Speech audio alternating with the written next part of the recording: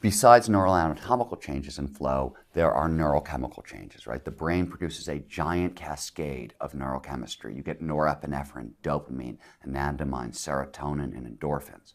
All 5 of these are performance-enhancing neurochemicals, right? So they make you faster, stronger, quicker, and they do the same thing with your brain.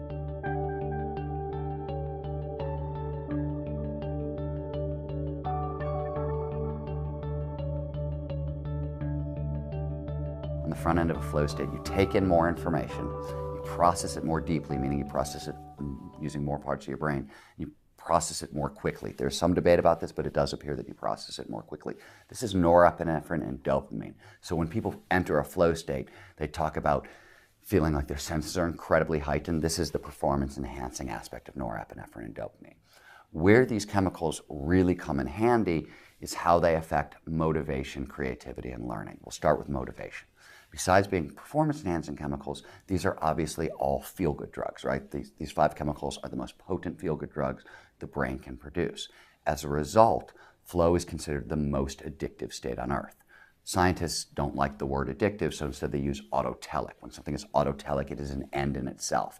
What it means is that once an experience starts producing flow, we will go extraordinarily far out of our way to get more of it, which is why researchers now believe flow is the source code of intrinsic motivation.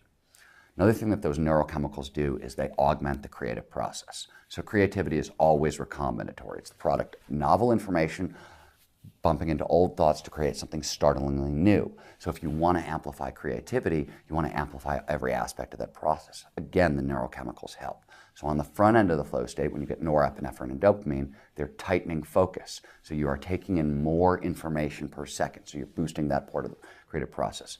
Norepinephrine and dopamine do something else in the brain, which is they lower signal-to-noise ratios. So you detect more patterns. They jack up pattern recognition. So our ability to link ideas together is also enhanced. We're taking in more information, we can link it together.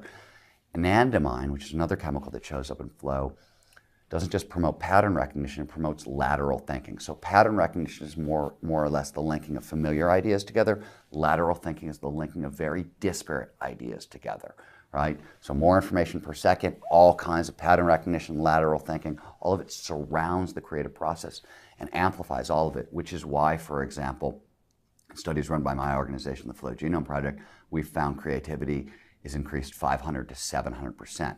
To give you another example, in a recent Australian study, they took 42 people, gave them a very tricky brain teaser to solve, the kind that needs very creative problem solving. Nobody could solve the problem.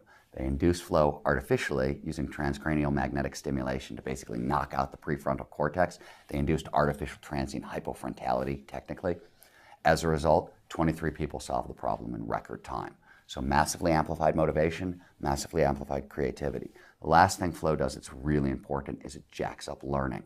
So a quick shorthand for how learning works is the more neurochemicals that show up during experience, the better chance that experience has of moving from short-term holding into long-term storage, right? Neurochemicals, among their many other functions, one of them is to tag experiences. Big neon signs saying, really important, save for later. Because flow is this giant neurochemical dump, it massively amplifies learning. So in studies run by DARPA and researchers at Advanced Brain Monitoring in California, when they introduced flow artificially, this time kind of using neurofeedback, in soldiers, marksmen to be exact, they found that soldiers in flow learned to shoot 230% faster than normal. When they redid this study using novice marksmen, they did it with riflemen and archers, what they discovered is that the period of time it takes to train a novice archer or novice marksman up to the expert level when they're in flow can be cut in half. So Malcolm Gladwell's famous 10,000 hours to mastery, what the research shows is that flow cuts it in half.